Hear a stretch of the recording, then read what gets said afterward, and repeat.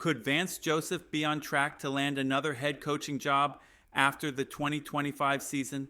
According to Bleacher Report, that possibility is very real. Now, it might surprise some, especially in today's offense-obsessed NFL, but Joseph's name has quietly reemerged in league circles, and it's not without reason. His recent work as a defensive coordinator has turned heads across the league.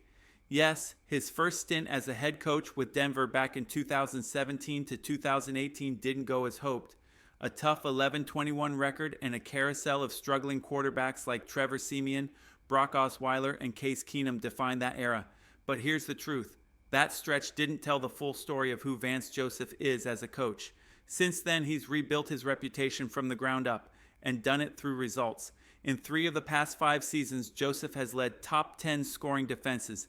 That's not luck. That's leadership. That's vision. That's a coach who learned from failure and came back stronger.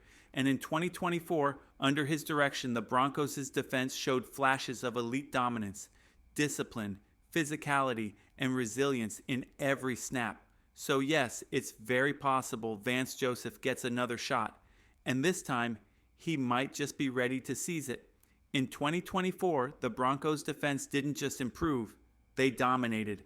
They allowed the 3rd fewest points in the league and ranked 7th in total yards allowed. That's the kind of turnaround that demands respect. Now, Vance Joseph's history in Denver hasn't been perfect. We all remember the blowout loss to Miami, a 70-point nightmare fans would rather erase. But the truth is, since his return, he's been nothing short of outstanding. This defense didn't just hold the line, it attacked. In 2024, the Broncos led the NFL in sacks and finished 2nd in pressure rate. That's not by accident. That's Vance Joseph's DNA. Aggressive, relentless, blitz-heavy football. And for the first time in years, he finally has the personnel to execute that vision. Let's be honest, NFL owners and general managers are watching closely. If Denver's defense shines again in 2025, Joseph will absolutely get phone calls, and not just one. Several teams already have unstable coaching situations, and they'll be looking for proven leaders. Think about it. The Titans are rebuilding under Brian Callahan. The Giants are running out of patience with Brian DeBoll. Kevin Stefanski in Cleveland. Another bad season could be his last. Dave Canales in Carolina hasn't done enough to silence critics. And without Tua, Mike McDaniel's record isn't exactly playoff worthy. All of these teams are teetering. And if Joseph leads another top-tier defense, his phone will ring. Because in this league, results talk. And Joseph is finally delivering. Now sure, there are other coordinators getting buzz. Names like Joe Brady from the Bills and Brian Flores in Minnesota. But Vance Joseph, he's quietly making one of the strongest comeback stories in football. Other names are being floated as potential future head coaches.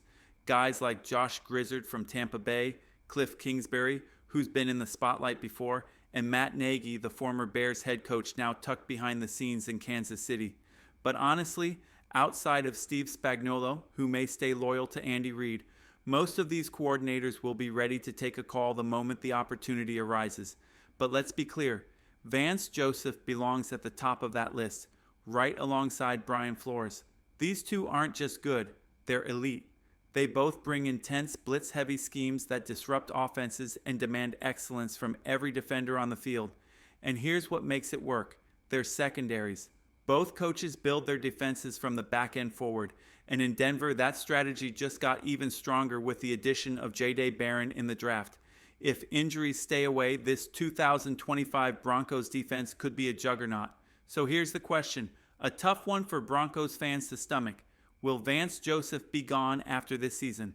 Right now, it's hard to say. There's a long road ahead.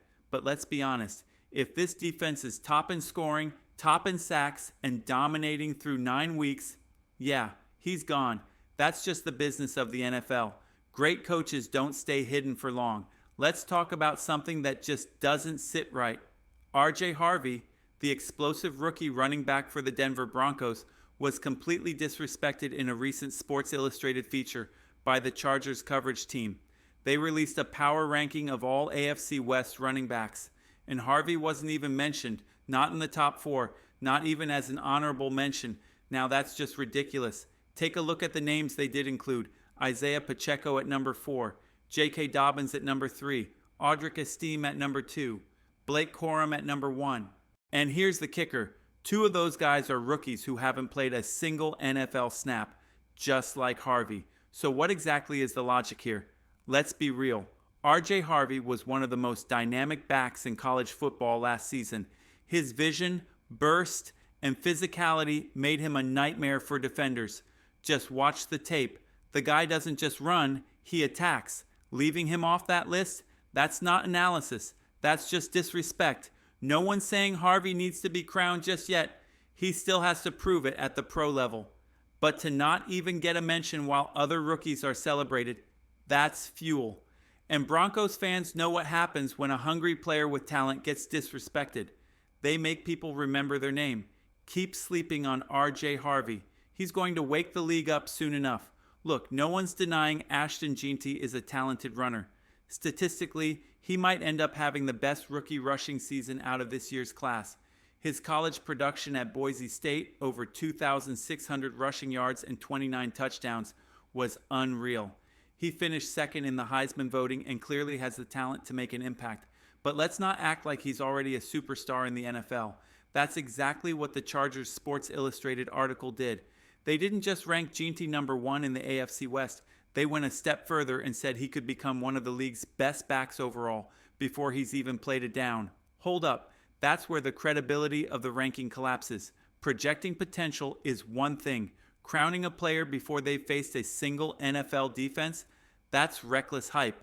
What happens if Jeanty struggles out of the gate? What if he's averaging 30 yards a game through the first 10 weeks? That can happen.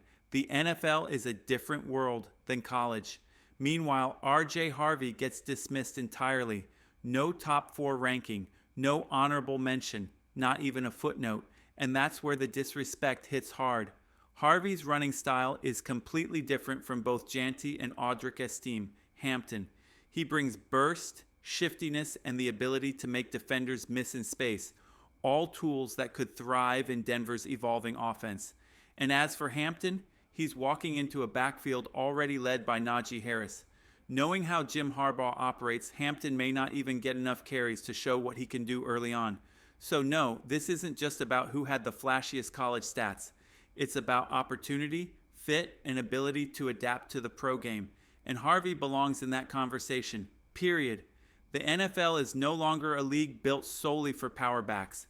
The game has changed, especially in 2025, where versatility now defines success at the running back position. Think Alvin Kamara. That's the mold today's offenses thrive in.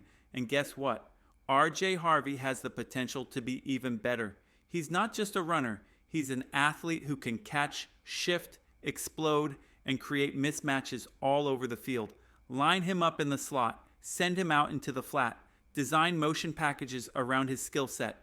With the right system, Harvey can absolutely be a Pro Bowler before the others. And that's not a hot take. That's reality waiting to unfold. Harvey's future is bright, and his rise to running back 1 in Denver feels inevitable. Yes, J.K. Dobbins is on the roster, but let's be honest, he's on a 1-year deal, a short-term veteran presence. His role is clear, to mentor, support, and help bridge the transition for Harvey. And while Dobbins may still contribute on the field, this backfield is headed in one direction, and it's Harvey's. The kid's ceiling?